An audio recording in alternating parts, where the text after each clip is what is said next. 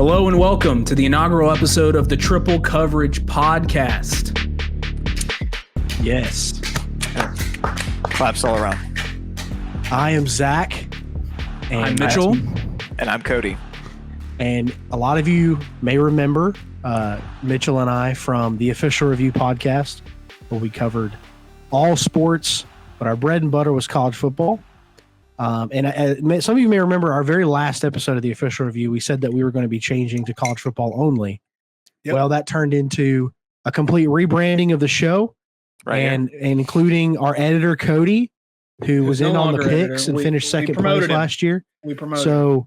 We brought him in. He's going to be a permanent fixture on the show, and our show is going to be only college football now. We're not going to cover baseball or basketball because a lot of you guys didn't really care about that. We're not even going to cover the NFL because honestly, I don't really care about the NFL all that much. College football only. So obviously the show's only going to last for the duration of the college football season, and then we'll be back next season. But with that being said, let's get into it. We're gonna try to do weekly episodes as well, as much as possible. Well, I mean, our schedule, Zach, what's our schedule going to look like? More than likely Saturday mornings.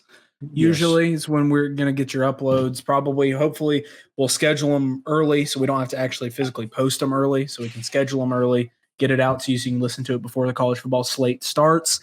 Yes. Usually, and I've got a 4-month-old, so schedules are different. And I know Cody's got a young child too, so things change. I do not. But, yeah, you do not have children yet. But hey, before our last episode, Mitchell was not married yet. So hey, he's married now. And Zach was not of us. And Zach was not a father. And I was technically a father because I believe life begins at conception. But I digress. Is this okay? All right. Hey. Anyways, let's get into college football.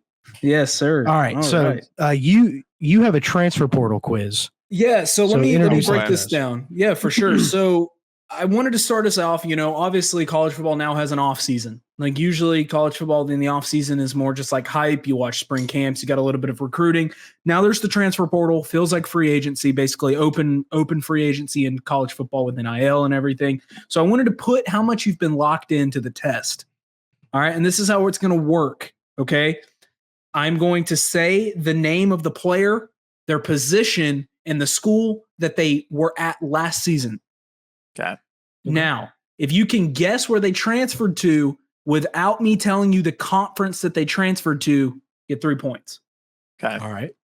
If you can't, you get and you can take a guess for 3 points. You do not get that, I will tell you the conference, and you get that, and you get that guess for 1 point. If you do not get it, it goes to the other contestant, and they can get it they can steal a point. Okay. So I'm hoping everyone gets these, but some of these, especially towards the end, get a little harder because I just went the overall list. I'm going to start with Zach. I studied a little bit. Yeah, you probably should have. We're good. We're good. It's like me in college, just don't study, get there, and just make it work. So first for Zach, Nyland Green, cornerback, Georgia. Where did he transfer to? I thought I was going to be pretty good at these. Nyland Green. For some reason, I don't keep up with like if you didn't have playing time at Georgia, I don't really know where you transferred to. Nyland Green. He was. I'll sacrifice the points and give me a conference hint. The Big Ten.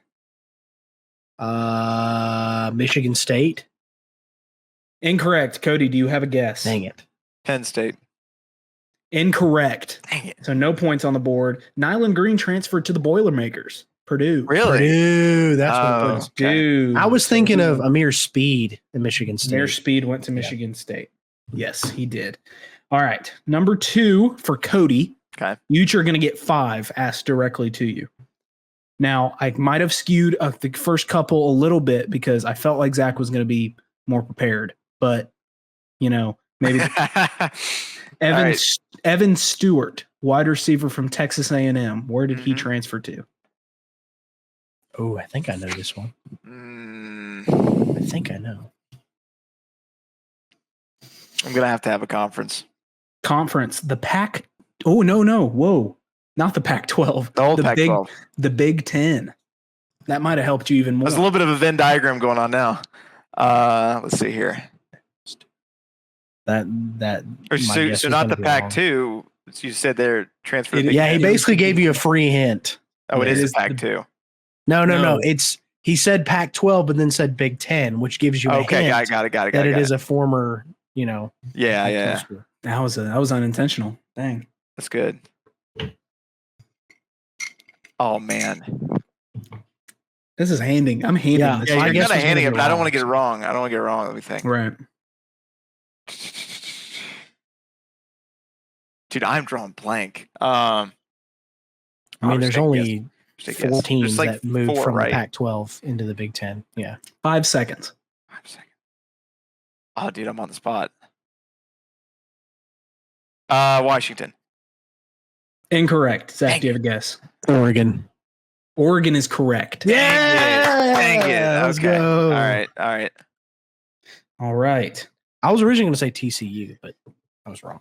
See, I A was lot of- thinking that, and then I thought it was a purple school. I'm like, there's Washington, TCU. So Oregon's loaded. Oregon's so loaded. they're kind of crazy. I don't know if you've guys Oregon. played college football, but they're No, kind of nuts. I avoid right? them. I avoid them. They're playing. We'll talk All about right. the video game here in a minute.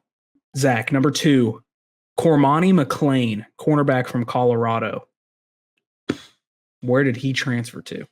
Jeez. 5-star, top 5 recruit for Dion, and then He transferred into Colorado from somewhere else, and then now he's transferring out. of course, like everyone does Hmm. with Dion. So if I try to give you a guess now, do I still get the hint, or Yes. is it automatic? Okay. Yes, I'm gonna, for some reason, I'm thinking Florida State. that is Is that incorrect. right? That's incorrect. Okay, give me the conference. SEC. Arkansas. That is incorrect. Cody, do you have a guess? Isn't it Mississippi State? Incorrect. Zach, you were close. It was Florida. Oh, He went to okay. Florida, really? He did go to Florida. I didn't even know that. Yeah, Wow. he did go to Florida. Dang. Big get for Florida. I knew he Yeah, we're really transferred, but- proving to everybody that they should listen to us about college football because we're getting all these wrong. They're locked in. They're- Well, Yeah, okay. yeah, No, yeah. so in my defense, me and Mitchell did this quiz a couple months ago, and I got every one of them right. So I thought I was like, "Oh, I got this." But he's I had to picking go around. obscure people. No, I'm not. Cormani McLean. These guys are all top 50 in I the know, transfer I portal. know they are. Top 50. All right, Cody. Andrew Makuba, safety from Clemson. Very good. Very good football player.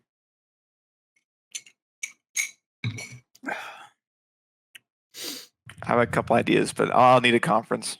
SEC. South Carolina. That is incorrect. Zach, do you have a guess?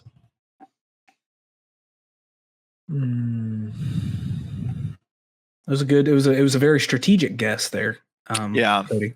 Yeah, that was a strategic guess. I'm gonna go with the team that had a bunch of transfer portals acquisitions. Ole Miss.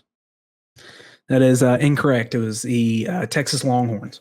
I was gonna say A&M, but Texas I Longhorns. didn't- Almost, I made, was- I was gonna would say have thought Arkansas Longhorns. again, but I was like, I don't know. almost made the same mistake twice. I'm not gonna lie.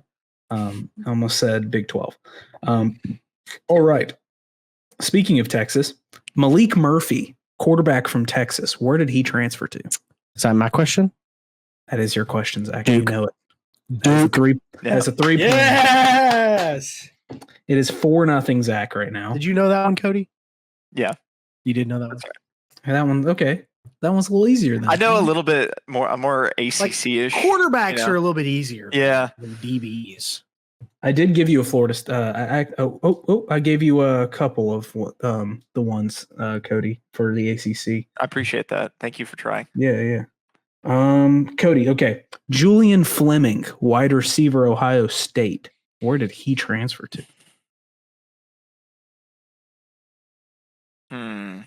It does not hurt to guess without the conference. Doesn't hurt you. Oh, it doesn't hurt me. Okay. No, because your guess, you still get. I thought he you still get stayed the in his comp. conference. In that, let me think.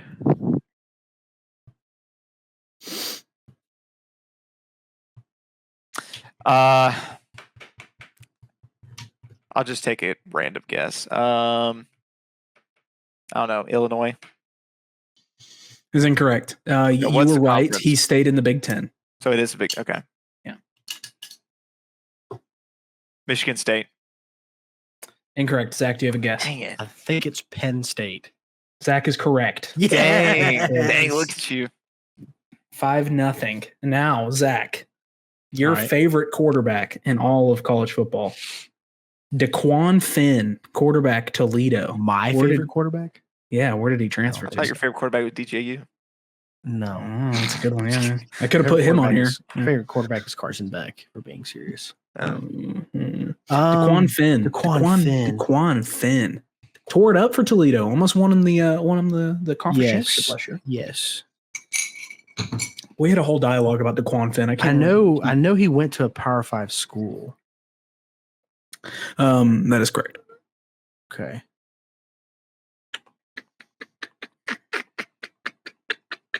That's all you're getting. I am going to say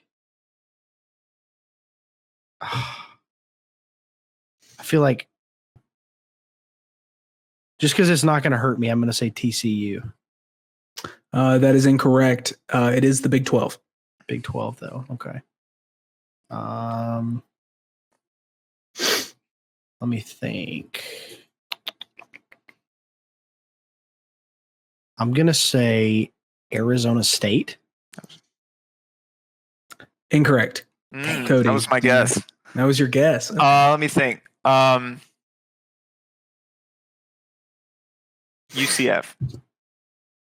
Incorrect. There's a different quarterback that transferred there. Okay. Baylor. Baylor. That's right. Baylor. DeQuan Finn. Baylor. All right, Cody. Dude, I need one. Roydell Williams, running back, Alabama. Where did he transfer to?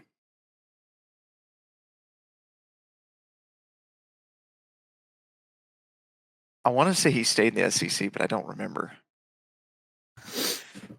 I'll take a guess. Let's see.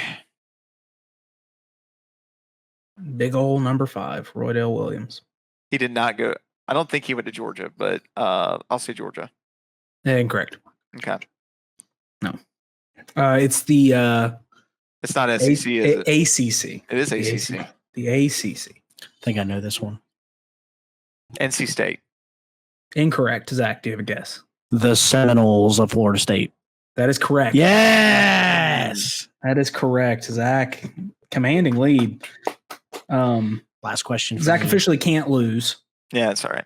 That's right. But that's all right. It's week 1. We're pulling off the rust, and since Cody's losing, he's going to host next week. He's going to because Zach has to defend his crown against me.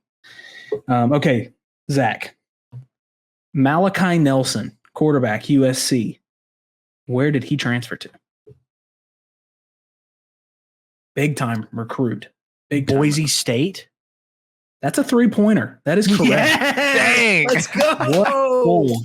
What a pull. I remember that one because I was like, it was so random that he transferred. What a pull. What a pull. He's a 5-star. He was like the second rated quarterback in all the country. All right, Cody. All right. I got this. Last one.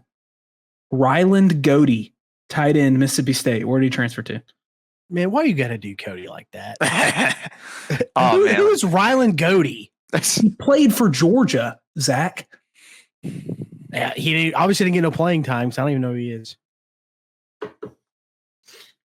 I'm sorry, Cody. That was unfair for your last question. Let me think.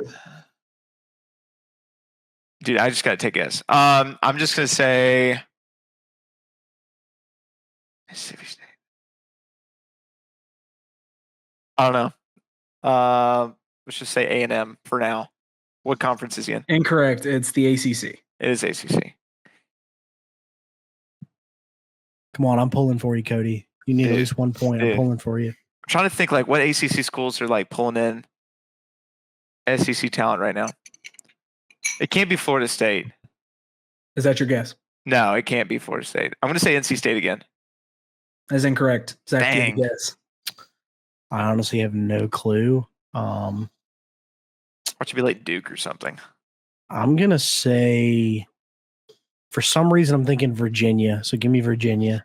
That's incorrect. Ryland Goody is now the tight end for the Georgia Tech Yellow Jackets. So that's why I asked. Are you Oh my serious? gosh, Cody. What?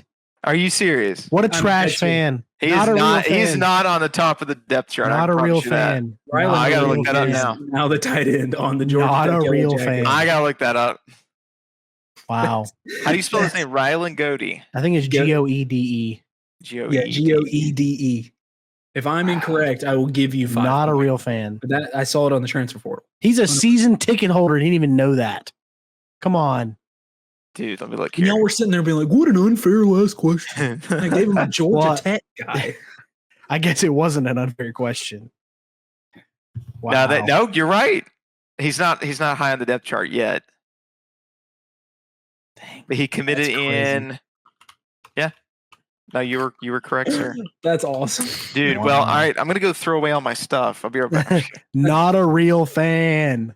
That's crazy. Just give me 1 second.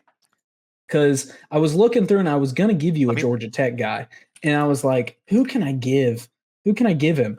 And then I was like, what if I threw in my defense, Vandenberg? I'm so new to tight ends. That's true. As a Georgia Tech fan, so in my defense. Yeah, that's fair. If I would have said Jordan Vandenberg, would you have known that he transferred? Yes. To Georgia Tech? Okay. If I would have said Warren Burrell, would you have known he transferred to Georgia Tech? I've heard that name. I don't know what position. He came from Tennessee. He's a cornerback. Okay. If I would have told you Jaden Davis, yes, tackle from Cincinnati. Yes, he's good. He's good. Okay. I'm just trying to prove a point. All right. Well, hey, let's get into some. Hey, let's talk a little bit about the college football video game. Yeah, we waited 11 years for it. We're a little bit behind the 8 ball. People have probably already been talking about this for a couple weeks now. But how are you guys experiencing right after the game? Right after we're done. I'm literally playing. Man. Right here. We all got it. We all got it right here. By the way, this is a real console, by the way, just so you guys know. Don't start that. I've always been an I've owned both Xbox and PlayStation. I don't really have a preference, to be honest. I don't either. No, I got a PlayStation because that's what all my friends have. That's the only reason I got the PlayStation. Yeah.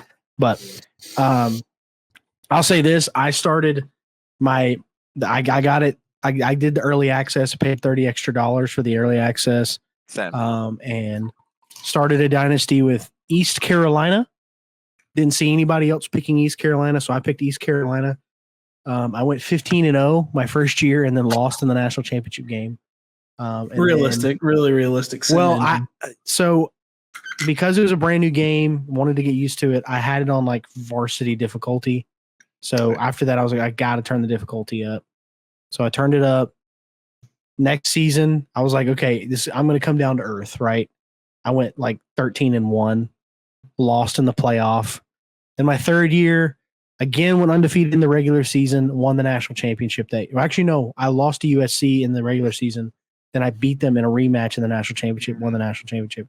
Fourth year, lost in the playoff. Now I am currently in year 3 at South Carolina. I took the South Carolina job, and I won a national championship my first year at South Carolina. Then I went 8-4 last year. So trying to turn it around this season. So 2-time national champ already. Noah, if Noah Davis is watching this, he got cooked 46-0 by me. Cooked him. And then Daniel McEver, if you're watching this, cooked him too. So I'm pretty good. I'm decent at the game. I haven't played yet, Zach, but I've heard Cody, rumors that you're quite the spectacle to watch. So I don't want to toot my own horn, but he's a I got to slide. I'm going to slide left right before every single play. I'm going to slide right. I got to max protect on this. I'm bringing the blitz up the middle. You have to know how to play the game in order to be good at it. It's just like any other game. Defense you have to know how to play the game. Hardest parts about, because it's a very offensive focused game. Well, I've learned how to play defense a little bit better. I mean, I'm not perfect on defense, obviously. And then the new patch that just came out today, they actually changed the angles that defenders come out, which is way better. It's gonna make it way easier on defense, and tackles from behind are not going to be broken near as often now. So that should fix things. I was watching a game last night in a dynasty, and one of our friends, Drew, was playing. Drew Kackendall, and he was playing the national championship. No, he was playing the playoff before, so he was playing Georgia, and he Georgia's, I forgot, because it was a couple of years later, so it's just some random recruit. I don't know who was the running back, but he shed 6 tackles. We counted it, and he ran right up the middle, shed 6 tackles, and then got in the end zone. It was like an 80-yard run. And the computer does some cheese in that game. The computer does some straight cheese in the game. Well, if we want to talk about straight cheese, okay. So I'm starting year 4. Year 4 with Army. I picked up Army. I took the head coaching job at Army. Horrible first season. Improved the second season. Went 10-2. Last year went 12-1. Made the playoffs. Lost first round to USC. So this year I've got my third-year quarterback, he's a junior. Started him since freshman year. I've developed him on the road at Virginia Tech. We're ranked. They're not. Great game. Can't stop them at all though. 38-38. 1 second left from probably their own 35. They catch a Hail Mary and beat me. and like literally, it looked exactly like the Tennessee catch against Georgia in 2016. It was the exact same. That's couldn't handle Enter the Sandman. But they don't have it in the game. They should. No, they don't. It sounds pretty good, but it's not the same. Yeah, but like it, they're like top 25. I'm pretty sure in field. Like I love, by the way, the memes where you see the bar at the top right of like the crowd meter, awesome. And then it's like, you'll see a meme. It's like when your mom asks you like a really hard question, you're like, and then the meter's up. It's my favorite meme now. Those are solid memes. It was like when her dad tells you when her dad tells you to come help her with come help him with something outside or something. Exactly. Oh, it's funny. I will say playing road games at like top 10 stadiums is very difficult. Just go play at Penn State. It literally shows your guys, and it was insane. It literally shows your guys the wrong route. So like you're trying to look at pre-play, everybody's running the wrong route. Then what it's showing you. Can't make audibles. My quarterbacks can't make audibles. It's so frustrating. I'm sitting there trying to change to a run play 6 times. I have to call a timeout because I can't call an audible. Mm-hmm. But anyways, that's what makes it fun. I'm in a online dynasty right now. It's 5 guys, I think, right now. And we rebuilt the Pac-12. And so we brought a couple of random G5 teams, and then we put them into the Pac-12, and then we brought in Notre Dame and LSU for whatever reason. So we rebuilt the Pac-12. So it's very random. So we're traveling all over the place. But I chose Liberty, and we did 9-3, and lost our bowl game, and then we went 11-2 and won our bowl game last. So we're starting the new season tonight. So nice. Sweet. Do you have Keaton Salter your first year? I did. You need to invite me to an online dynasty. I will. Yeah, we'll do that. Get cooked. You need to take. We've got Duke is in there as well. Duke is in. Dude, I'll take Duke. I like Malik Murphy. I'll take Duke.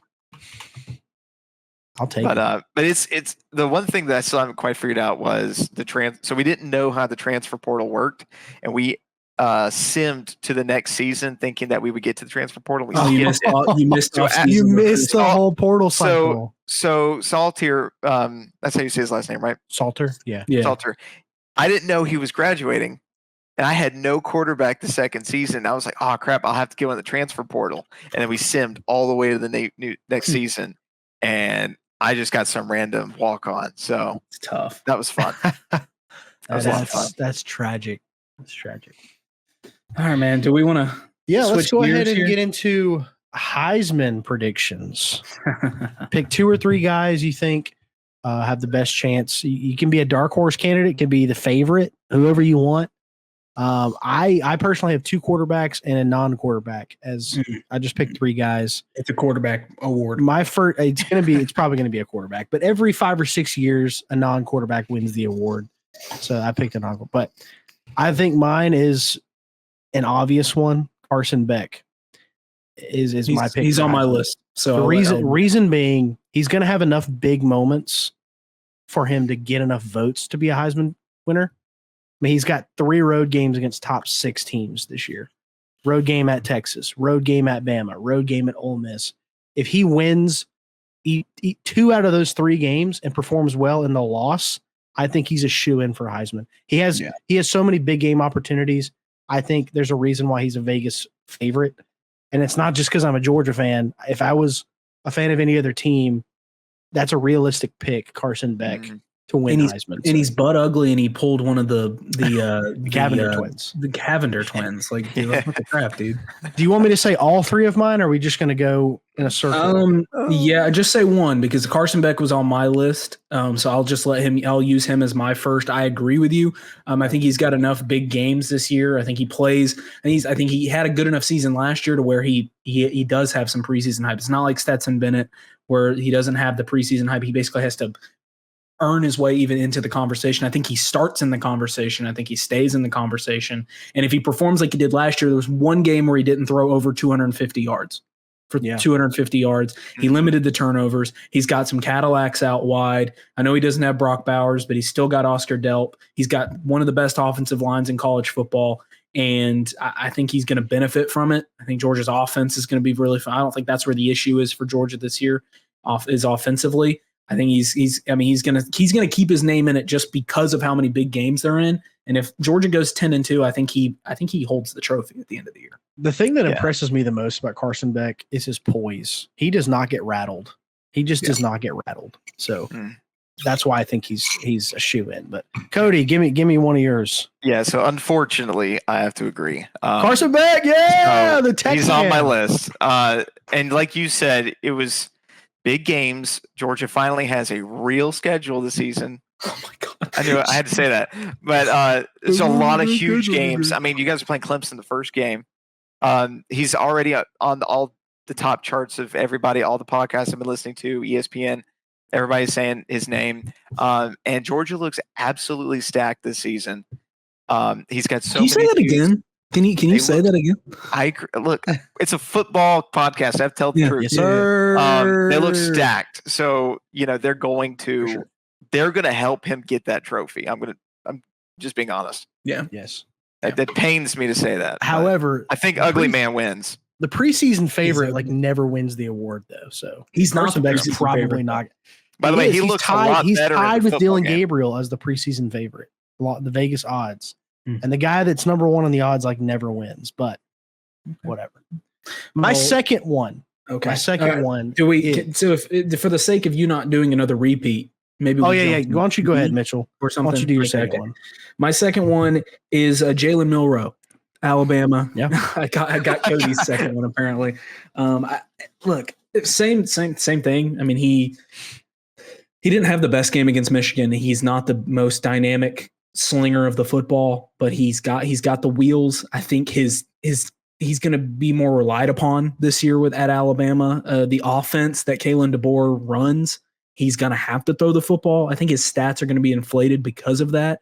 And I think just for the sheer fact that he's an Alabama quarterback, he has notoriety, and again, Alabama plays in a lot of big games. I think he's going to be right up there in the conversation. I don't think he's going to win just because I think he throws too many interceptions. I think he's too turnover prone unless he fixes that, which I don't see he's him fixing be a lot that better this year. Honestly, I really do. But I mean, he could. I think he's going to be in the conversation. I don't think he's going to win. Cody, I guess you can go. Yeah, I picked Jalen Milroe, and it was kind of the opposite reason of Carson Beck. Alabama, big transition. I do not expect them to win. If they win 10 games, I think that's amazing. Like that's huge. I'm expecting an 8-4 season, to be honest with you. And that's not a bad thing. Like all my Alabama friends, it's like, this is the worst thing ever. That's really good. But that guy is going to be in the conversation despite his team. He's absolutely insane. And I've heard that he looked nuts in the last the spring game they had. I didn't watch it, and in the last camp they said he was throwing better. He was more accurate, and the wheels haven't stopped. So I don't see why he won't be in the conversation. Yeah. Jalen Milroe is not on my list, but that's a good pick. My second is Cam Ward from Miami. I think Cam Ward is he has a real chance to make a huge difference for the Miami Hurricanes this year. And not to spoil my conference prediction, but kind of high on Miami this season. I think that's really been the ingredient that they've been missing is a playmaker at quarterback. Cam Ward, he's going to have enough big games starting with week 1 at Florida, even though Florida probably not going to finish great. but it's going to be a way to make a statement there. And I think they have a real shot at winning the conference, making the college football playoff. Cam Ward is the real deal, and I think he has a legitimate shot at winning the Heisman. Yeah, I guess I'll jump in. He was my third. Cam Ward. I think he's my pick to win it. Honestly, I think he has the almost like what Cody was saying about Jalen Milroe. I think he is going to.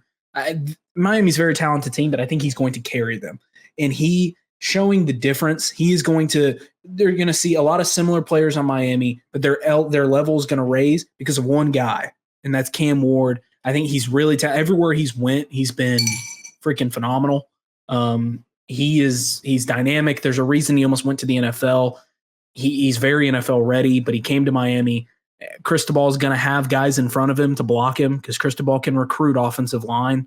Cam Ward's going to be nasty. And he's my pick to win it all. He's my last one on this list. Cody. I wanted to say Haynes King, but I'm not going to do it. Pull the trigger. Haynes I would King. Love to. I'm going to say it's my dark horse. But realistically, I like Quinn Ewers. I don't think he's going to win it. I actually think Carson Beck's going to win it, but I think Quinn Ewers is going to be in that top 5. My third pick. Oh, go ahead. No, I was just gonna piggyback on that Quinn Ewers, and now his number one running back target his number one running back's out for the season. CJ Baxter's out for the season. Tore his ACL in practice, so they're going to have to rely upon the aerial attack much more. So I think that's my third pick. I went with a non-quarterback. I'm going to pick Quinshon Judkins. I think he is a legitimate shot for Ohio State. I think the two best rosters in college football, 1A and 1B, is Georgia and Ohio State. And Ohio State shouldn't lose a game this year. They probably will drop a game, probably to Michigan again. Let's be honest.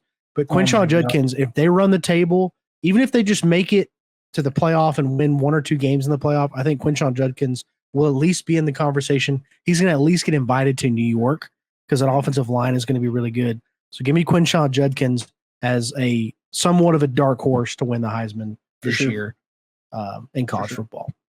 Yeah. All right. Is that all of our Heisman picks? I think so. Yeah. All right. Let's get into, since we're covering the ACC this week, let's get into our 5 most anticipated games for this season. Each game will include at least one ACC team since we're covering the ACC. Cody, do you want to start on this one? What is your 5th most anticipated game, including an ACC? And please don't say all Georgia Tech games. Okay, let's not do that. I thought we were picking 3, so I'll have to think of the other 5. I did 3 as well. I did 3. Okay, then just do 3. I've got 5. Y'all just. They all were Georgia Tech, so I apologize. Because actually a 4th one for me actually would be Clemson and Georgia. Okay. I've been excited about that. Many people don't know that Clemson and Georgia are a bit of a rivalry. They are. They don't like each other. Goes way back. And it's a lot of fun to watch them play. It won't be this year after the second quarter. I think it's literally going to be like Georgia-Oregon game 2 years ago. But that's what I'm afraid of. I'd like for it to not be. I like fun, competitive. Even though the team should win. I'd like for it to be like, oh man, they gave their heart out. So I'm looking forward to it. But it's probably not going to be super eventful. My 3rd is the first game of the season is Florida State and Georgia Tech. That's going to be a good one. It's going to be fun. Be a good one. It's in Ireland. Is that 2 weeks? That's 2 weeks away from the Saturday. Week 0, baby. Nice. We have a golf tournament. I'm literally going to hack it as fast as I can, and I'm starting my TV. Crap. Yeah. Yes. Yeah. 7 a.m. Hey, I'm just going to say right now, I've got Tech winning the game. I think Tech beats Florida State in that game, to be honest with you. I would love that. I'm very confident in that pick, too. I think Tech wins that game. I love that. I'm very excited about that one. That's a fun one. I'm also excited about Georgia Tech and Notre Dame in the Mercedes-Benz Stadium. I have tickets to that game, so I'm very excited about that. Yeah. Sick, dude. That's sick. It's always fun in the Benz. Tech seems to show up in the Benz. I don't know why we show up when we shouldn't, and then we don't show up when we should. But it's fine. Mercedes-Benz. We play every year, actually. Yeah. We have like a 6-year agreement. So we played Louisville and got you. almost upset them. I mean, it is like right across the street, so it's basically a home game. Yeah, and then we played I think we played North Carolina the year before. Okay. No, we played Clemson the year before, and we got our butts kicked. It was on Monday. It was on Labor Day, Georgia right? Tech. That's why I didn't know that. I don't pay attention. You guys played Oregon, and then the very next day we played Clemson. I think it was 2 days. I think it was 2 days after. 2 days. We played Oregon on Saturday. You played Clemson on Monday. Oh, right. yeah. I remember that. And the Georgia Aquarium, that seal, I forgot his name, but he smacks his nose against a helmet to make a pick. He hasn't been wrong until Georgia Tech. He was wrong about that one. And then I just love clean old fashioned hate. That's my favorite game. There you go, man. I love rivalry. That'll be a good game. I may get tickets to Sanford. I'll give you guys credit as a fun game to go to. And it's at night on a Friday night. I know. Black Friday. Black Friday. I don't think it'll be a blowout. I don't think so either. I think it'll be a fun game anymore. But look, the one I've been to a clean old fashioned hate at Sanford Stadium. It was 2016. It was Jacob Eason's freshman year when we blew that game in Sanford Stadium, and y'all picked out of the hedges like you do every single time you win in Sanford, which is like listen, Tech cannot beat us in their own stadium, but they always but every couple seasons they beat us at Sanford, which is annoying. Again, we don't win the ones we should, and it's so annoying. When things are in our favor, it doesn't matter. Yeah. In fact, there was a joke they used to call our stadium was Mark Richt Stadium because he would win more games there than he would at Sanford. He was undefeated in his whole career. When he went to Miami, he was still undefeated. Good for him. You just name it Mark Richt Field. All right, do you want to go next, Mitchell, or am I going next? Monday, but I'll go next. So I didn't pick 3, and I actually picked 3 just interconference games. That's fine. But I do want to highlight before I get into my 3. I want to make just a group most anticipated. It's the ACC's Week 1 out of conference slate. It's phenomenal. It is phenomenal. Friday night, you've got Thursday night, you've got North Carolina traveling to Minnesota. Which is a fun one. Okay. Then Friday night, you've got TCU going into brand new Stanford. It's a brand new ACC member, Stanford, 10:30 on Friday night. Be a blowout. Then you've got Stanford sucks. Go ahead. I know, but it's still fun. Clemson, Georgia, obviously.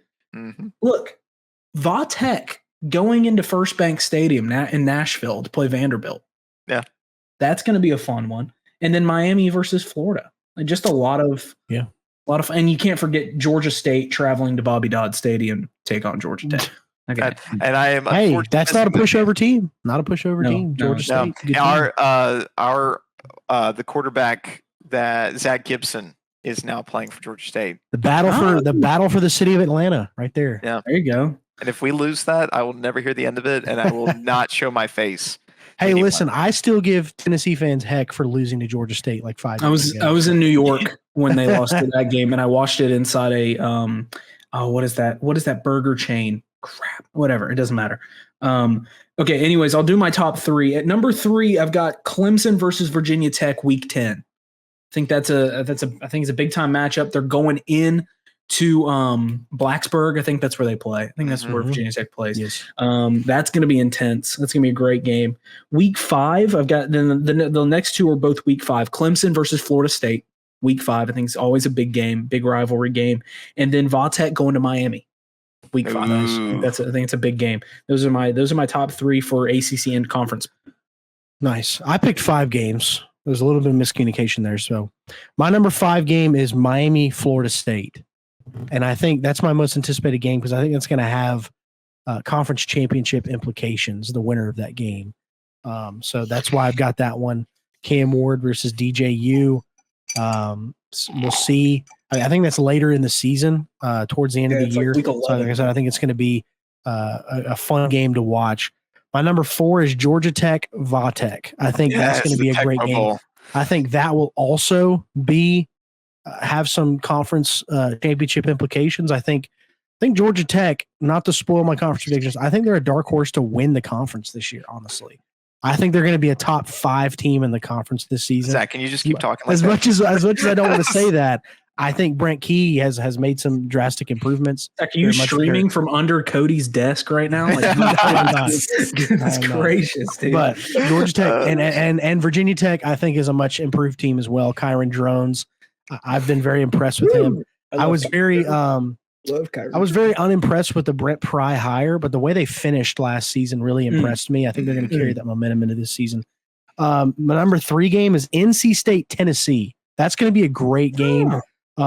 Tennessee fans do not need to overlook NC State. They don't think just because they're coming into Neyland Stadium doesn't mean you're going to get an easy win. That Dave Doran team, they are fighters. They'll give you a dogfight. You might beat NC State, but they're going to give you a dogfight the whole way. That's going to be a great game to watch. My number 2 is Notre Dame, Texas A&M. I know Notre Dame is kind of a ACC by proxy, but I think that week 1 game, Notre Dame, Texas A&M, that's going to be a phenomenal game. It's going to be week 1's loaded. It's going to be a slugfest, low scoring slugfest there, I think, but a lot of interesting matchups there. Riley Leonard facing his old coach and Mike Elko. Remember, Mike Elko at Duke with Riley Leonard barely lost to Notre Dame. So I think Mike Elko is going to want to get revenge on Notre Dame, get a win this time. They would have won that game if he wasn't hobbled for half the second half. Exactly.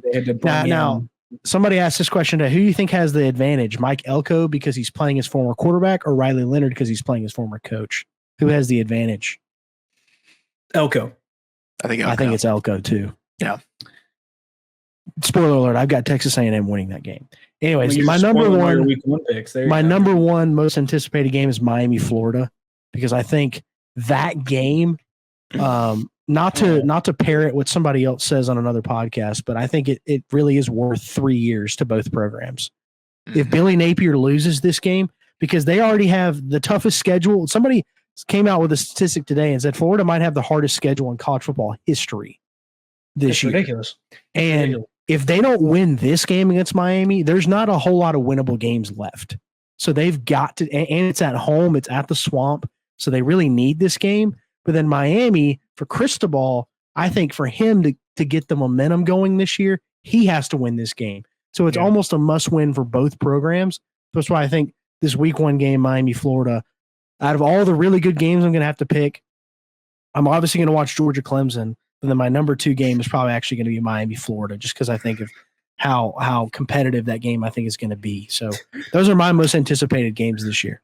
But I mean, I know we're going to talk about Florida. I'm looking at this right now. It's bad. A&M at Mississippi State, UCF at Tennessee, Kentucky, then home, obviously Georgia at Texas, LSU, Ole Miss at Florida State.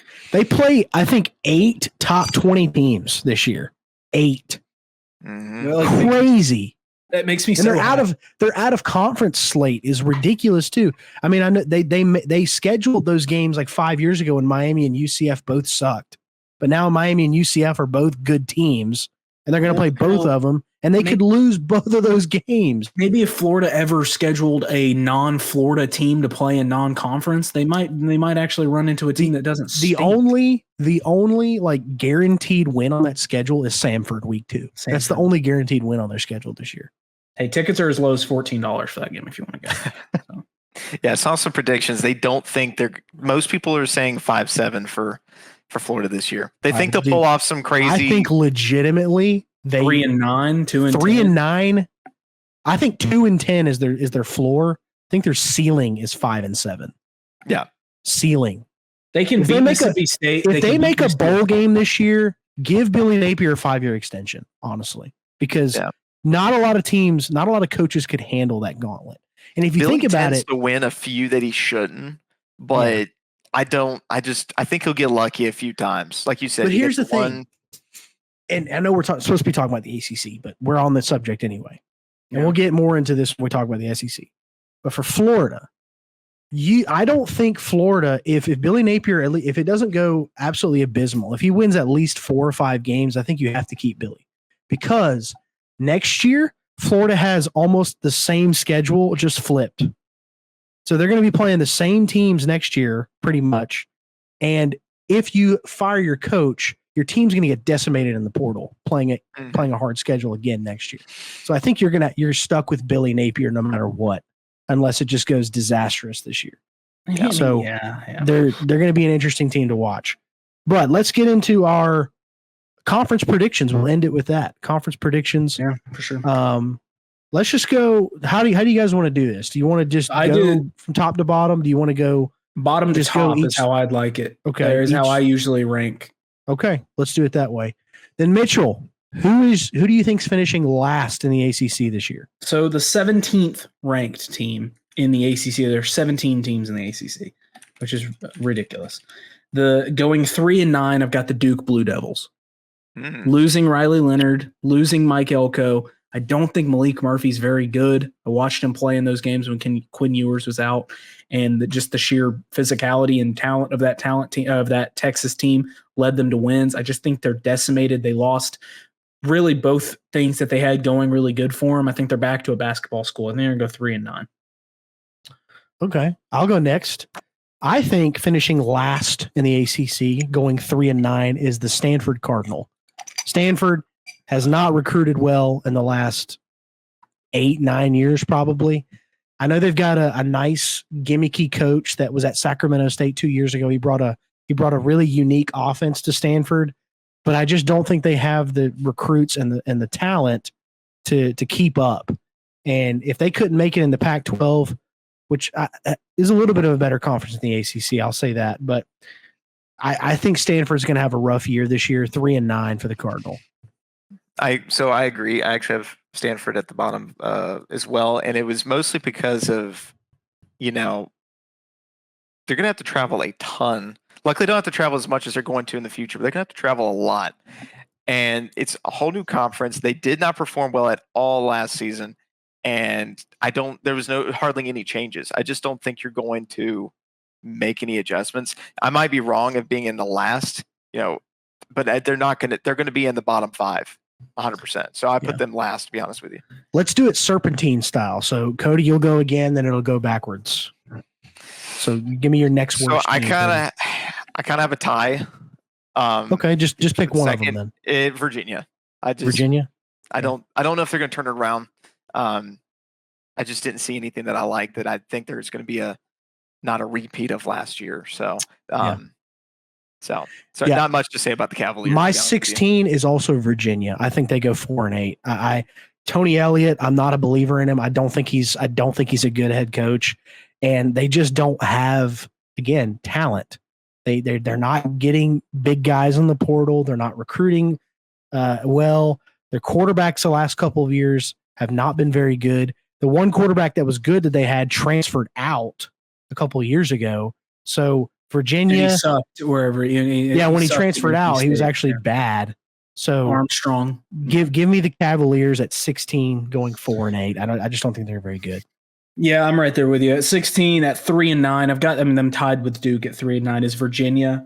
They were the dead last in scoring defense last year. They allowed 33.8 points per game. They surrendered 6.1 yards per snap, which is really, really bad. They do have 8 starters returning on the defensive end. Their offense is going to be what is never the problem under Tony Elliott. I just don't think this team has any talent, like you said. So I've got them at 16 at 3-9. I'm going to then your next one, Mitchell. Yep. At 15, going 5-7. I've got Stanford. I think Stanford takes a step forward this year. I like Troy Taylor. I know he's gimmicky. But they're Ashton Daniels, who was really good towards the end of the year, is returning at quarterback.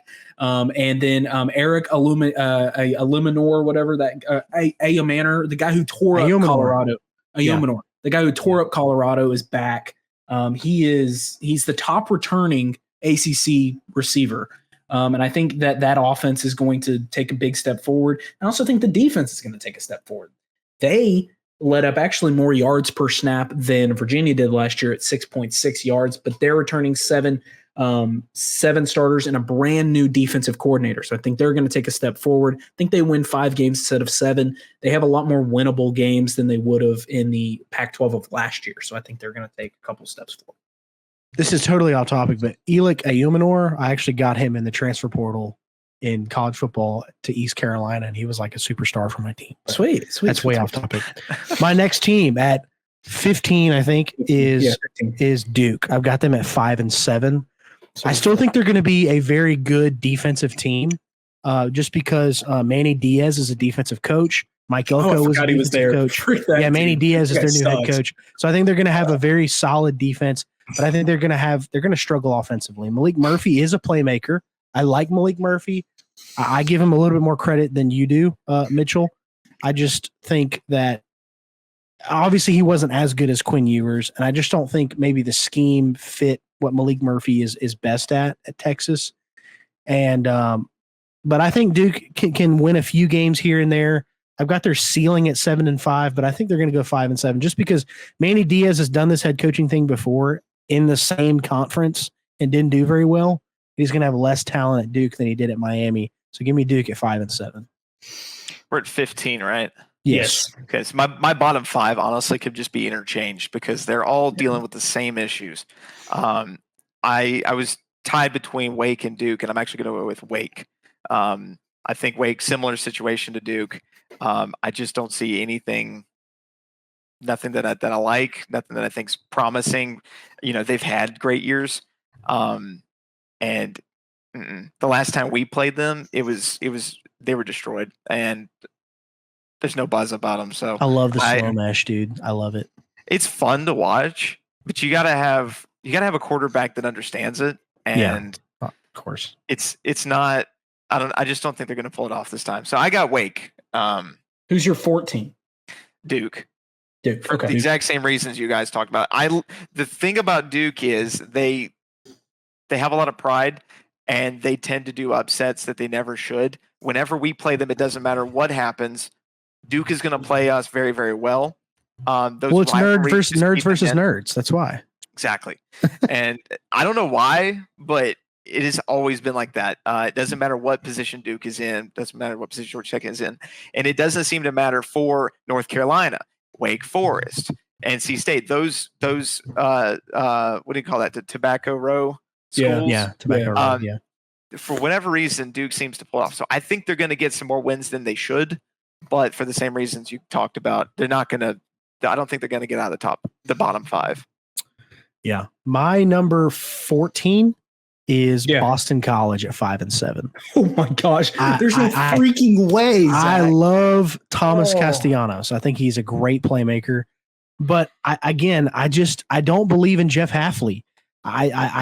He's a good coach, but Boston College has. Matter of fact, somebody did something on TikTok not too long ago trying to figure out what was the most mid school of all time in college football history. A team that has never won a significant bowl game, never even appeared in a significant bowl game.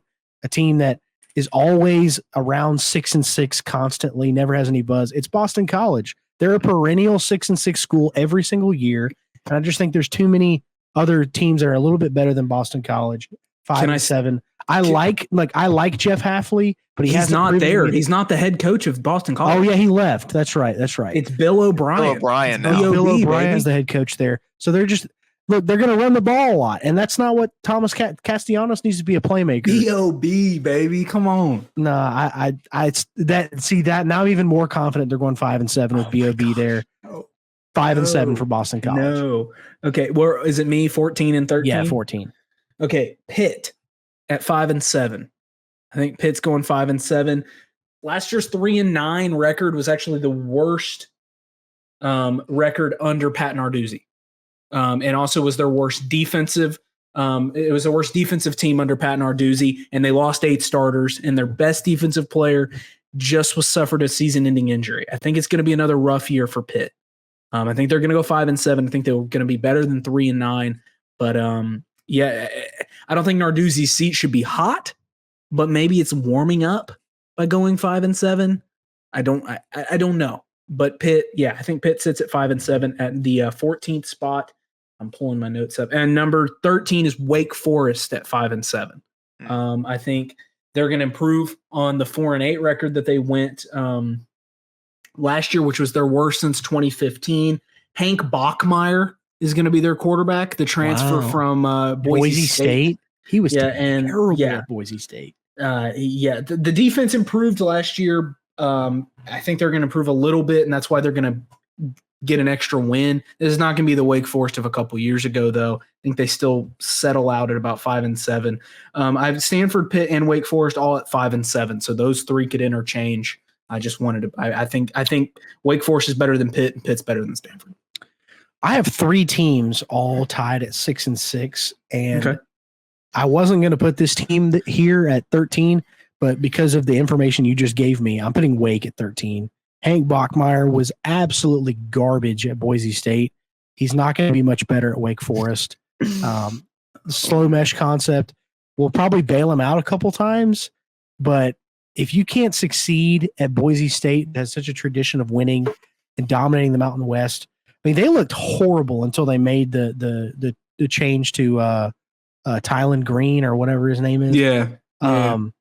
So give me Wake Forest at 6-6. I may actually change them to 5-7 because I didn't know Hank Bachmeier was going to be their quarterback. But 6-6. Study up, bro. You gotta study up, bro. Come on, bro. So we're kind of out of that range where I think the bottom five are all like even. So now we're actually making a little bit of a jump. I've got Boston College next. I think Bill O'Brien's going to be able to make some offensive moves that are going to be nice, and we're going to have some points, and it's going to be great. But they have nothing on defense. I think Boston College will be able to make points. I think they will maybe get a bowl game. I don't think they're going to do great this year, though. It's just first year, first coach. I think he'll be great. I think it'll be great, but he's got to recruit better. This season didn't look that good. Yeah. And then you're 12. 12 is Syracuse. Okay. I think Syracuse. What's his name? Webb, right? Dino Babers? No, he's not there anymore. What's the new coach? Yeah, it's Fran Brown. Fran Brown. Fran Brown's Fran our Brown. head coach. I'm kind of excited to see what that looks like. Because they're gonna have when I watched them last year, they went through so many different offensive. They didn't know what they were, so they're finally gonna have an identity. They're gonna have to create that identity. I think it's gonna take a couple of years, but I'm excited to see what they're gonna turn into. So I think they can maybe get a bowl game this year. I've got them at 6-6. So yeah. My number 12 is going to be the Cal Golden Bears at 6-6. They're obviously not the worst team in the ACC. I honestly don't know anybody on this team, but I do think that they're good enough defensively to stay in games. But I think Cal actually is going to be traveling the most distance out of any team in college football this year for their road games. That's going to take a toll on them. But I still think they're better than some of the other teams in the ACC. So give me Cal at 6-6. Not a whole lot to say about the Golden Bears. Yeah.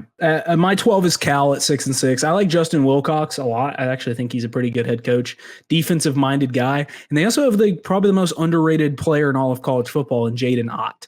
He's a very he's a small running I thought back. he transferred out though. No, he's there. He stayed with him. Jaden Ott's a really good player. And then they go 6-6 though.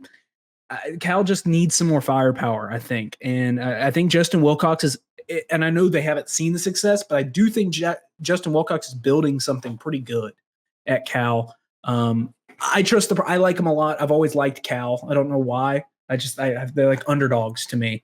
But I've got them in my 12th spot at 6-6. Then at 11, I've got Syracuse as well. I think is it Fran Brown? Yeah, Fran Brown. Fran Brown. I don't know why I wanted to call him Fran Smith. Fran Brown. It's going to be a new energy in Syracuse, but it's going to take time. Cody didn't mention Kyle McCord is actually going to be their quarterback, the transfer from Ohio State. That's right. He's going to be their starter. He wasn't great, but he's still pretty serviceable. He's going to do well in the ACC, I think. And he's going to do well in the ACC. Look, Kyle McCord catches a lot of flack. I don't want to interrupt you. He catches a lot of flack, but he didn't lose them many games last year. He's not the reason they lost to Michigan last year. Right. Look, I think Syracuse is going to Fran Brown is a tremendous recruiter. But he's got to prove his chops as a head coach. He very, very big jump for him. So I think it's going to be a little bit of an adjustment. Yeah. His coordinator picks are going to be really important. This year they're going to go bowling, which I think is a win for a first-year head coach. Mm-hmm. They're going to go bowling. I think that's good enough. So my 11th spot at 6-6 is Syracuse. He's never even been a head coach. He's never even been a coordinator. He's never been a coordinator. So, but that's a big jump. Big jump. But My number, what am I, 12 or 11? 11. 11 is Pitt at 6-6. Okay. I think Pitt they're going to be better than they were last year. I mean, they had that transfer from BYU, I think. Keaton Slovis. Keaton Slovis. I knew that was going to be a disaster from the start. Keaton Slovis is not a good quarterback. I don't think he's their starter this year. They're always solid defensively. They can improve on the offensive side of the ball. They'll be a mediocre team. They'll be much better. They'll go bowling. And that's an improvement from last year. Pat Narduzzi, again, like you said, his seat is not going to be hot. He's been there for a long time. He's got proven success there at Pitt. But I think if they don't go bowling again this year, we could start seeing that seat warm up a little bit. I can agree with you. 11 for you, Cody. Pat Narduzzi is, like you said, he's had success, so it's warm, it's not hot. But Mr. Brown, I believe, is very warm, and I do not think North Carolina's going to be good this year. So North Carolina's next for a second there. I thought you fit Fran Brown. I was like, he's his first year. How good? No, Mac Brown. No. Wow. Speaking of old guy that I think needs to be fired, I just don't think they got it anymore. They've had too many upsets. Drake May couldn't, with so much talent that he had, could not pull off stupid mistakes their stupid mistakes to be able to fix them. You let Georgia Tech beat you every single time. So I don't like North Carolina. So this may be biased, but North Carolina's next on my list. They might go bowling. I'm thinking a good 6, 7, 5, maybe, the Gasparilla Bowl or something like that. But you hired Jeff Collins as your defensive coordinator, and he's okay. They choose the worst head coaches for their defensive coordinator. They love from Gene Chizik to Jeff Collins, dude. I don't get why they've got this whole buzz of like we're going to be a defensive powerhouse. You are not. You're going to have people who put 30, 40 points on you. So if they can keep up with offense, they may win some games, but I don't see it. So North Carolina's for me. Yeah. 10 for you, Cody. I don't know anything about California. I don't know anything about them, but I think they'll do okay. I looked at their schedule last year and the games that they won, and so I kind of had them tied with North Carolina. So I'm thinking like a 7-5. But I haven't studied that much about Cal, so I kind of just threw them in the middle somewhere. But I think they'll do okay. I think they'll be a good, addition to the ACC. Yeah. My next is 10, correct? Yes. I'm going to pick UNC, North Carolina at 7-5. I don't think that every year that Mac Brown has been there, they're getting worse. And I think this is going to be Mac Brown's final year at UNC. I think they're going to target one of the younger guys out there. I think they may target Tony Cignetti if he has a good year at Indiana. They may try to get him. They might try to get one of the better group of 5 coaches out there. It's not working. He had one good year, like his first year back at UNC. He's just his coaching style is too outdated. It's very 2005, and that doesn't work anymore. They do have Max Johnson as their starting quarterback, so that'll be a positive. But they had Drake May and went like 8-4 last year. They had Sam Howell and Drake May and haven't done anything. Yeah. And Max Johnson is not as good as either one of those guys. Mm-hmm. So give me 7-5. Their defense will probably be improved. I think Jeff Collins is better than Gene Chizik, but won't be improved enough to make much of a difference. So give me UNC 7-5. My number 10 is Georgia Tech, 7-5. I just think that I think they're talented. I think Haynes King is really good. The offense that they're returning is going to be very good. Jamal Haynes, Eric Singleton, Malik Rutherford, all those guys. Hey, look, woohoo, I threw out some. Come on. I like it. Come on, man. But the defense is an issue. Yeah. They're only returning 4 starters on the defensive end. I know he dabbled in the transfer portal to come back. I just think the defense, he's a defensive mind. I just don't think he has the defensive guys yet on that side to be competitive. I know you guys are. He's an offensive lineman. He's not a defensive mind. Brink, he's not a defensive coordinator. Oh, he's whatever. You're right. Whatever. But still, I think the defense is not there yet with the guys. So I think they go 7-5. I think they win their bowl game though. So 8 wins, 8-5, every year improving from a 7-6 season. And by no means, I think, would you take that as a fail? at the end of the season if you're competitive in these games. I just think the top half of the ACC has got too much for Georgia Tech to be competitive. Next one. 9, North Carolina, 7-5. I think they go the same record. A lot of the same things you guys said. I think Max Johnson can win them some games by himself if he even becomes the starter, because he's in a tight race with Graham Harrell, who's also been there for a long time. He's ready too. He's a similar type of mold to Drake May, and Sam Howell, just not as good. That Can we offense. Talk about how much of a disappointment Max Johnson has been? And I think Max Johnson so is just high on him, man. I mean, so high on you're talking to the Texas A&M fiend right here. So yes, I know. I just think North Carolina's always got some Cadillac on the outside that they're going to throw to. They've got a really good returning running back. His name slips my mind right now for some reason. But I think they're good enough to win 7 games. But I think that's still enough to get Mac Brown out the door. They should be doing way more at this point. So my 9 is North Carolina at 7-5. My number 9 is going to be the Syracuse Orange at 7-5. Okay. Fran Brown, again, like we talked about, he has no head coaching experience, doesn't have coordinator experience, but he is a elite recruiter. He was one of the best recruiters that Georgia had, and it's actually very painful that we lost him. And I think Kyle McCord, while I don't think he is necessarily an elite quarterback, I think he gets way too much criticism for Ohio State's season last year. Ohio State didn't lose any games because of him. And I don't think they won any games in spite of him. I think he is a better than average quarterback that played in a system that Ohio State used to be all about offense, but now they're slowly become a defensive school over the last couple of years. That was just the style they played. So I'm a little bit high on Kyle McCord. And I think Fran Brown is bringing a lot of excitement to Syracuse right now. The Carrier Dome is not an easy place to win. As Clemson. Yeah, the Carrier Dome is not an easy place to win. And he's actually doing pretty well on the recruiting trail for Syracuse. I mean, they're not like top 10 or anything, but for Syracuse, they're actually doing pretty well. So, and I think they got a couple of Georgia transfers up there too. So give me Syracuse at 9, 7-5. Let's see here. I think I already said Cal, but I had them as my 9 for some reason. So I think I'm behind one, but my next in list is Georgia Tech. So like what you said, our offense is returning. I think Buster Faulkner is a stud when it comes to an offensive mind. 100%. I think he's going to get poached one of these days. I don't know about this year, but next year he'll probably get some kind of head coaching job. I think our offense is going to be just as good, if not better, way better, hopefully. But you're right on defense. Defense was a struggle. We didn't return but 4. I think we're figuring it out with Tyler Santucci. I think that's a good hire. I think defense will be okay, but we did not win in recruiting or the transfer portal this year. For defense, like we should. This coming year is looking really good. In fact, we have a ranked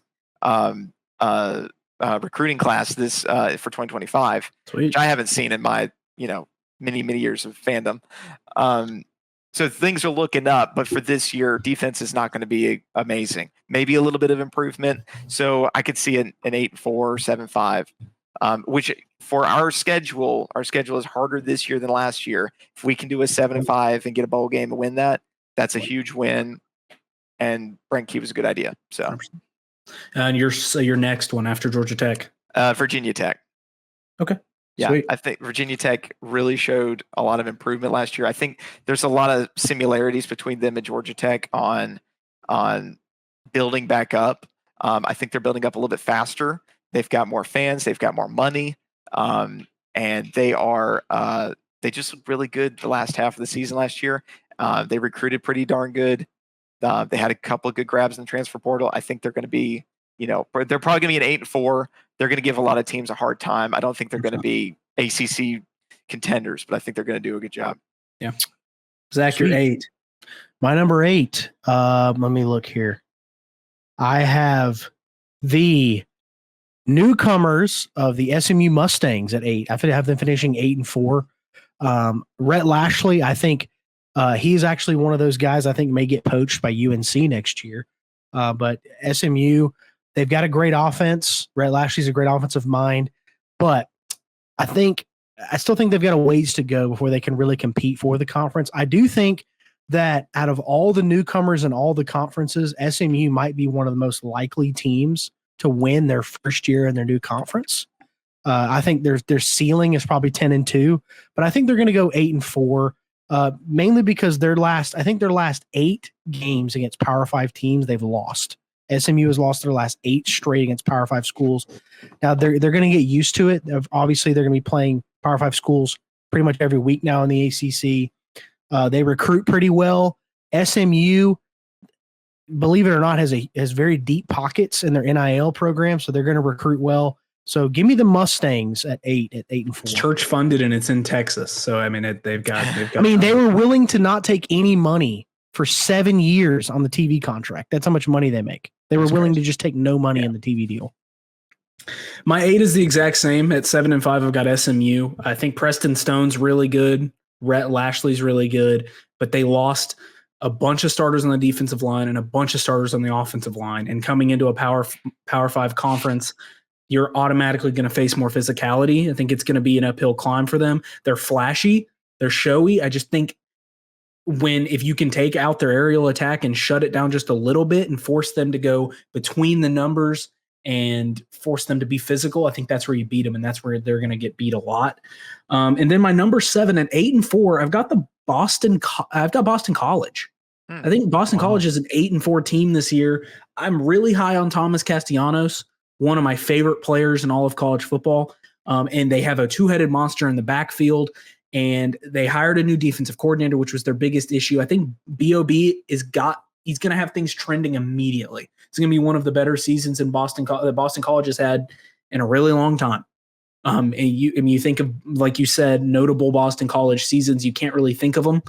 When you think of notable Boston College players, I think one comes to the top of my mind, and it's James Conner, right? Did he play at Boston College? Pretty sure he played at Boston College, something like that. Luke Kuechly. Matt Ryan. Luke Kuechly. Okay, yeah. Well, see, that was yeah.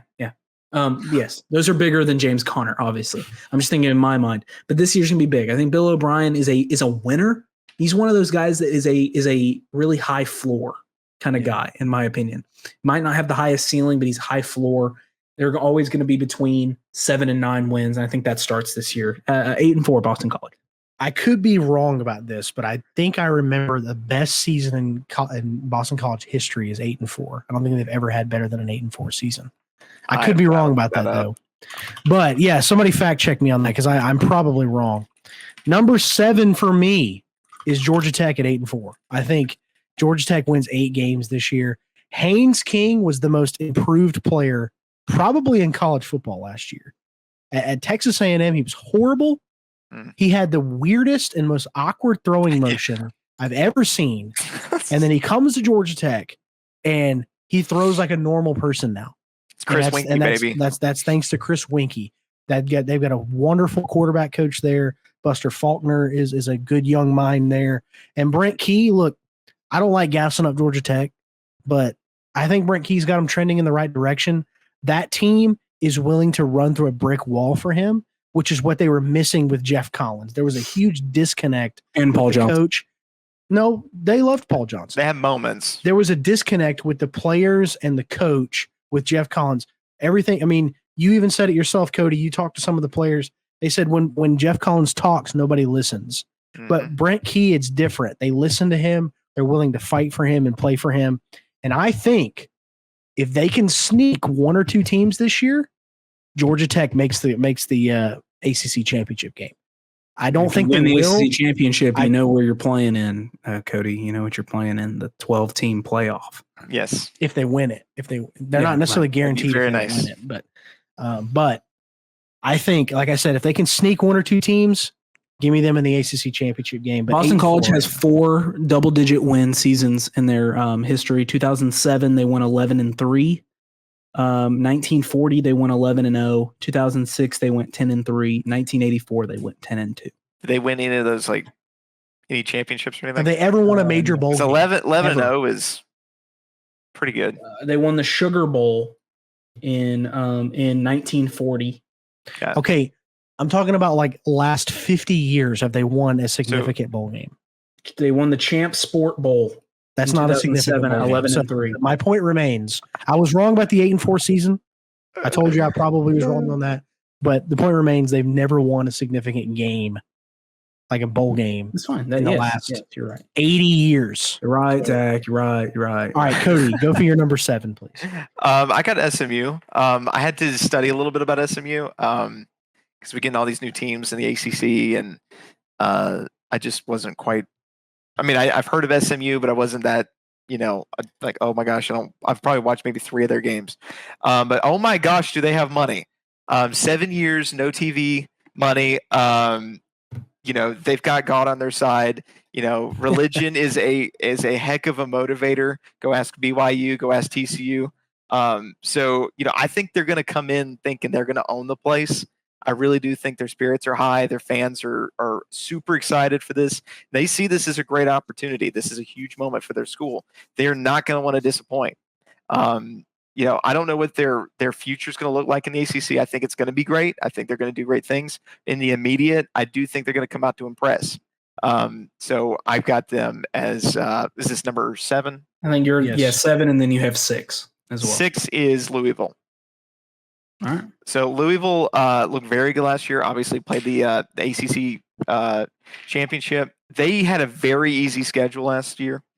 They kind of got thrown in the ACC championship and then got dogged on a little bit. And that's nothing against them. They had a fantastic season. I think they earned it.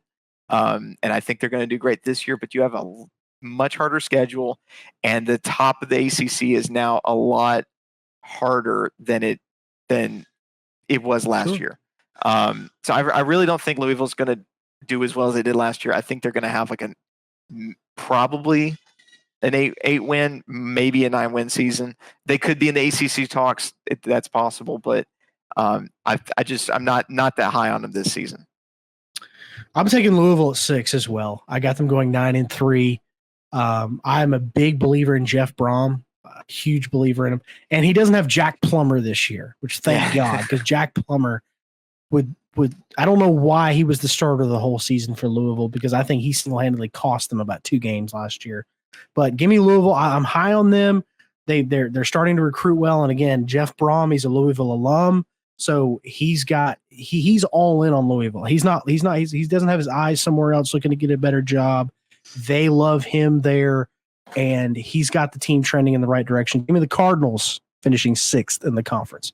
And I have a 5-star pipeline. I have 4 teams finishing 9-3, and that's my first one is Louisville at 6. Gotcha. Yeah, number 6, I've got Louisville. They definitely don't have Jack Plummer, but they do have Tyler Shugg now as their quarterback, which better than Jack Plummer. Not great, but better than Jack Plummer. It's a mid-off is what it is. I think they're fine. Tyler Shugg is going to hold them back. I don't really have much notes about Louisville. They're my 6. And number 5, I've got NC State at 8-4 as well. Really like NC State. They got Grayson McCall from Coastal Carolina as their quarterback now. Dave Doran is the epitome of consistent success.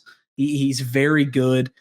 They've got Kevin Concepcion, who is a beast on the outside, and they also picked up like 3 transfer wide receivers. I just think Cody made a point. I think it was like literally 3 minutes ago. The top of the ACC is much harder this year, and I think NC State is going to be competitive in those games. I just don't think they win enough of them. I think they still go 8-4, finish top 5 in the ACC, but I think the ACC beats up on each other, and you'll see that by my next coming ones. But my number 5 is Louisville. Or no, NC State. My next 3 teams, I think, are all going to lose 1 out-of-conference game and 2 in-conference games. So there's going to be like some weird like log jam right there towards the top. But my next one is going to be NC State as well. I've got them going 9-3. Dave Doran. At 5? At 5, yes. They're going to go 9-3, but they're going to finish 5th in the conference. I think they're going to give Tennessee a run for their money at Neyland. I do think they drop that game. I think they lose a close one at Neyland, but they're gonna put up a fight there. And then I think they're going to lose 2 games to some of the better teams in the conference. But they're never a team you should sleep on. Dave Doran is a consistent coach. They always have good defenses there. And as long as they're good at the quarterback position, which they've got Grayson McCall, that's going to be a positive for them. So give me NC State at 5. Cody. So I think I'm behind one because my 5th was labeled as Louisville, so that's on me. But my next one was NC State as well, and the reason for that is NC State has a problem with Coastal Chaos, and Coastal Chaos still lives on. I know we don't have the ACC Coastal anymore, but the ACC Coastal used to eat each other alive, and the meme was it's going to die. No, it spreads, and NC State unfortunately will usually drop a game they shouldn't. It's usually a Duke or a North Carolina or some kind of rivalry, and I think that's going to kind of keep them. They're going to look better than last year, but like what we were talking about, last year's ACC is not this year's ACC. The top 5 of the ACC is going to be a lot harder to beat. I just don't think they're going to make that number 3, 4, 1 spot. I think 5 is a good spot for them. Your 4 as well. My 4 is Clemson. Whoa, that's okay. All right. So Clemson is still not recruiting in a way that I feel he should because of Dabo's opinions of the transfer portal. That being said, Dabo's hot seat there is no hot seat. Dabo will be at Clemson. Dabo runs Clemson. I don't see this firing thing at all. That's not going to happen. And they're going to be successful this year. I don't think I think they're going to lose to Georgia. I think they're going to drop 1 or 2 games that they shouldn't, and they're going to be a 9-3 team again. But they were 8-4 last season, so I think a 9-3, 10-2 is possible. They could play the ACC championship. That's very much in the talks, but this season I just don't think that's it. You got to get in the transfer portal in 2025, 2024, 2025 college football. Yeah. Dabo Swinney's never hitting the transfer portal until he actually gets on the hot seat. I think that's the only thing that's going to drive him to the transfer portal. As long as he continues to win 9 or 10 games, he's not hitting the portal. And the reason why I say that is because they're also my number 4. I think they go 9-3. Like I said, the 3 teams I have at 3, 4, and 5 all lose 1 out of conference and 2 in conference games. I think Clemson's going to get literally destroyed week 1 against Georgia. And then I think they're probably going to lose to Florida State, and then I have them dropping probably to NC State or Louisville, one of those 2 teams. But Cade Klubnik, we've been waiting for Cade Klubnik to be what they said he was going to be for the last 3. This will be the 3rd year he's been the starter, and we still haven't seen it. We thought we were going to see, Garrett Riley coming in, changing the offense. It didn't look that much better. Matter of fact, Garrett Riley's play calling inside the 10-yard line was very, very confusing at times and didn't make any sense. So I think defensively they're going to be fine. They apparently have 2 freshman wide receivers that are going to be studs, but you never want 2 freshmen playing their first game against a team like Georgia. So I don't think they're going to be much difference makers in that first game. They'll probably get better as the season comes along, and they probably will be studs down the road. But they don't hit the portal. And I don't think Dabo ever will until his job is legitimately on the line. And I don't think it is right now. So 9-3 for Clemson, and they missed the ACC title game. All right, so I'm going to go. My 4 is Florida State at 9-3. I think they lost a lot of talent. They lost a lot. They brought in DJU, he's fine. DJU's fine. He'll win you 9 games. And I mean, they brought in, like we learned in the transfer portal quiz, Roydale Williams, and they've got talent. I just think they're not as good as the other 3 teams that are ahead of them, and they're going to take a step back. They're going to come back down to earth. I don't think they're going to lose a game by 60 this year, but I think they're going to come back down to earth, which leads me into my number 3. Let me find my notes. Where are they at? Okay. My number 3 is Virginia Tech, 9-3. Nice. I love me some Kyron Drones. I love me some Brent Pry. I love the energy this team plays with. They have a massive home field advantage as well. When you play in Virginia Tech, it's going to be a hard game to win. Look, the defense, 8 starters are back. They've got 2 NFL-ready corners. I like Virginia Tech a lot. I think the winner, and Virginia Tech's going to have a lot of very important games And this could be, you could start to feel it come back. The same kind of feeling that they had under Homeboy, who won Beamer Ball. Yeah. And so the Virginia Tech's my number 3, and they're going to be one of my favorite teams to watch this year. My number 3 is Florida State. I think they're going to go 9-3 as well. They're going to lose probably one out of conference game, and then they'll lose 2 conference games somewhere. They'll probably lose to Miami. Got them losing to Miami. Got them losing to another and to Georgia Tech that season opener. I have them losing that game as well. Florida State 9-3 again. DJU, he's nothing to write home about. Again, he's another quarterback, another former Clemson quarterback who we've been waiting for this superstar to show up for the last 3 years, and we haven't seen. There was one game for Oregon State last year where it was like, oh my gosh, this is the DJU we thought he was going to be, and then he never did it again. And so Florida State last year was very good at running the football. They're going to be doing that a lot this year. They're going to be handing the ball to Roydell Williams a lot. They're going to be a very Michigan-style offense, pound the football, and basically don't let DJU lose you a game. And that's basically what it's going to have to be for them. That's just not going to be good enough to make the conference title. I still think they're going to be really good on the defensive side of the ball, but offensively with DJU leading the charge, I don't trust them. But 9-3, they're still going to be 3rd in the conference. So give me 9-3 for Florida State. So I realized where I made a mistake. I never actually said Cal. I skipped Cal. So in my list, I'm actually ahead of you guys by 1. So I'm going to skip me because for my 3rd, because I already said what my 3rd was actually Clemson. Well, so your second one. So you're going to be 2 anyway. Yeah. So my second one is Florida State. Okay. I think DJU will do okay. I think this was a guess. This really was a guess because I could see them going 8-4 and I could see them winning the title and shocking us. They lost a lot of people. There's no reason for them to be good, but there's just something about Florida State, man. I really believe in Mike Norvell, man. He really is a quarterback whisperer. So if anybody can turn around DJU, it's Mike Norvell. I agree. And so I think this is DJ's last chance. I mean, it is his last chance. Is this his senior year? I don't think he has any eligibility left. This is last year, right? So he's got to make a statement. I think he will. I think Mike Norvell has something to prove, and I think the guys that stuck around from last year has something to prove. And so, not as good as last year. I do not think that, but I think they could stay second place. I've got them and Clemson kind of flip flopping. Be honest with you, so Florida State could probably be 3rd, but they could win it. So yeah, I got Florida State. My number 2 is Virginia Tech. I got them going 10-2.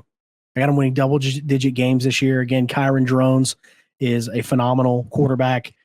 Brent Pry, I mentioned this at the beginning of the show. I was very unimpressed with the hire a few years ago with Brent Pry, but he's turned out to be a pretty good head coach. They're recruiting well. The way they finished the season last year, the momentum they're going to be carrying into this season, I think is going to be huge. They're going to drop 2 games somewhere, but I think they only lose maybe 1 conference game this year.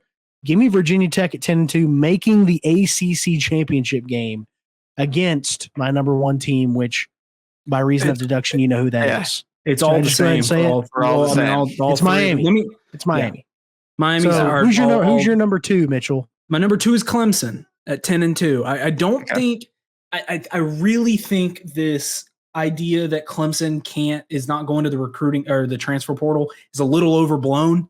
Dabo Swinney has failed to win 10 games once in the last 5 years. He recruits the heck out of he's a recruiter. People still want to go to Clemson. People still, the defense is still top notch every year. And I think Cade Klubnik is very good. Phil Maffa is very good. They got the number 1 linebacker in the nation. I think they'll lose to Georgia, and I think they'll lose 1 ACC game. That's about it for Clemson. They're going to finish in my number 2 spot. Dabo Swinney wins games, guys. Dabo Swinney wins games. And look, he's not going to go to the transfer portal. He's not. I don't think he is. And he's going to keep doing this. If Clemson goes 10-2, Clemson's in the playoff. Mm. So, all right, and I'll talk about Miami since we know they're your number 1. Miami. Woo! I love Cam Ward. Really, really love Cam Ward. They overhauled the secondary. which was an issue last year for them. We saw that game that they had against Texas A&M. They made A&M's offense look phenomenal. Damian Martinez, that stud out of Oregon State, is now their running back as well. Xavier Restrepo is really good. This is the year that Cristobal puts it together. This is that Mario Cristobal puts it together. This Miami team is dangerous. They're dangerous. And I think they're going to the ACC championship game. Do we want to give ACC championship game predictions? No, let's not do that. All right. Well, I'm gonna talk about Miami. I've got you didn't give their record, but I've got them going 11-1. I've got them going 11-1. I think they could potentially lose that week 1 game and then not lose another game for the rest of the year. Just because I think Florida is going to be a little bit more important for them than for Miami. I think they could lose that first game, but still potentially go undefeated the rest of the way, or just drop a game to maybe Virginia Tech or somebody else that they play. But again, Cam Ward, he's on my Heisman watch this year. He is the game changer they've needed at the quarterback position. Restrepo is a very much like a Ricky Pearsall, Lad McConkey type receiver. He's going to be a big time playmaker. The defense is much improved. And I agree that Cristobal is going to turn around this year, but it's because he has to. If he doesn't make the title game this year, if he doesn't make the conference championship game this year with this team, then Cristobal's not a good head coach. For me, it's this year or not or nothing. Unless like Cam Ward gets hurt like week 2, if everybody stays healthy and everything else is fine, if they don't make the conference title game, then in my mind, Cristobal is a bust and not actually a good head coach. He's a good recruiter, but we saw last year against Georgia Tech, he doesn't make smart decisions. Okay. That was last year? That doesn't feel like yes, that was last season where he failed to kneel and Georgia Tech won the game. Now, he's not going to do that again. If he does do that again, he should be fired immediately. I wouldn't even let him get back on the team bus if he does that again. But he has a history of making boneheaded coaching mistakes late in games. So he's going to go 11-1 this year because I think he has to. Give me Miami at number 1, 11-1 of the conference. I agree. I think Miami's got the dudes. Cam Ward looks amazing. Restrepo, we call him Restrepo Throat. Strep throat. Nobody. Okay. Yeah, the thing about Cristobal is he's one of those. He's a CEO coach, and he needs to stay that way. He needs to let all of his assistants do their jobs. He doesn't need to make boneheaded decisions last minute or step in where he doesn't need to. He just needs to build, recruit, and let everybody do their jobs, and he'll be okay, I think. But the problem is he tends to make those stupid decisions. So there may be another stupid mistake, but like you said, this is his last chance. If he doesn't do something amazing, I think he has to have a 10-2 with this team. I mean, this team is stacked. If you don't do a 10-2 with this team, what are you doing with your life? All right. I mean, if they go 9-3, I don't think he gets fired. But in my he's mind, not gonna get fired. In my mind, you're not going to be there long term. If you can't make the playoff, you got to make the playoff this year. Like you have to make the playoff this year with this team, or you're just not a good coach, and you're not going to be there long term. I could see him being fired at 8-4. To be honest with you, Miami is not. They're tired of waiting. There's no reason for their fan base is cool. The Miami fan base is the Dallas Cowboys of college football. They're the Dallas Cowboy fans of the college football, and I'm a Cowboys fan. We have the most obnoxious fan base in the NFL. Miami is the Dallas Cowboys of college football. They are. Yeah. All right. Well, that's our show for today, boys. Great first inaugural episode. So my ACC championship game is Virginia Tech, Miami. Mitchell's is Clemson, Miami, and Cody's, yours is Florida State, Miami, and Florida State. Mm-hmm. All right. Well, we'll look at it at the end of the year. Yeah. Or did anyone keep records of this, or do we just send it in the group chat so that we can keep records of it? I mean, I have it on my phone, but I can make notes. I'll send mine in the group chat if everyone else sends theirs, and I'll create an Excel spreadsheet. Okay, that'll work. We'll keep a record, and we'll have to come up with something. We'll have to. I know we did back when we did our last podcast. There was with our picks. We had a punishment. We never did the punishment for me when I lost because I had a baby, and I just said no to the punishment. But I don't. And think we never did Mitchell's year. punishment. No, we didn't. So we never did This year we got to do it. This year we got to come up. This year we're having my 4-month-old son pick games. I'm just gonna show him pictures of teams. He's gonna pick, and we're gonna see if he's better than all of us. All right. He's just gonna pick randomly. If he wins, or if he's not in last place, he's gonna beat me. Myself. It's fine. He's gonna beat me. It's all right. All right, Zach. All right, guys. I gotta go to bed. It's 10:20. Zach's old. Yes. He's an old man. All right, guys. Yeah, we'll see you next time. Thank you guys for listening. Triple Coverage Podcast, episode 1. I know this one doesn't look as tune in again next week. Yeah, we got some graphics coming pretty soon. Graphics coming, just dealing with some other stuff. But thank you guys for the support, and we will see you next time. Peace.